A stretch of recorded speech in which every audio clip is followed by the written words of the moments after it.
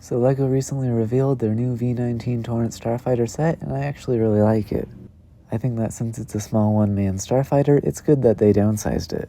However, there's one function that the last V-19 had that has been omitted from the new design, and that's wings that fold up at the same time. Fortunately, I came up with a mechanism to fix this.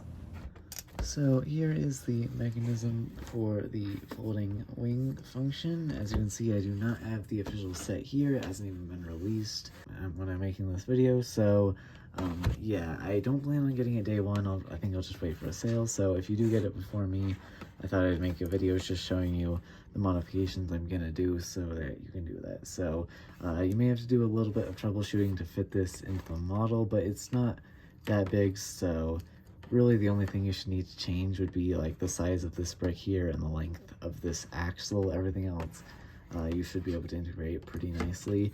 So yeah, how it works is you can have these Techno bricks here which hold this axle, which go into a 12-tooth gear here, and then that connects to a 20-tooth gear here at 90 degrees, which is held in place by another Techno brick, and then we've got another Technic axle brick here which connects to the wing, and then you mirror that on the other side, and that's your function.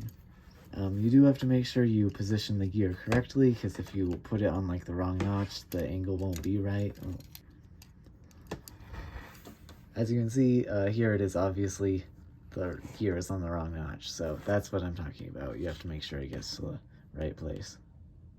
And the mechanism isn't perfect. Actually, when this is folded up, these should be going like 90 degrees, but just without the gears worked out, it's pretty much impossible to do that. If you do figure something out like that, I would be very interested to know how it works. But yeah, I think that since having the wings move like this, I think it's so much cooler that I'm okay with having it like this. And I'm actually really surprised that LEGO didn't do this, because time and time again they've put play features over like accuracy. So yeah, it kind of even annoys me that they didn't put this in the set, because it's such a cool feature and I figured it out in like less than half an hour. So once the instructions are on lego.com, I'll be able to make a more detailed video.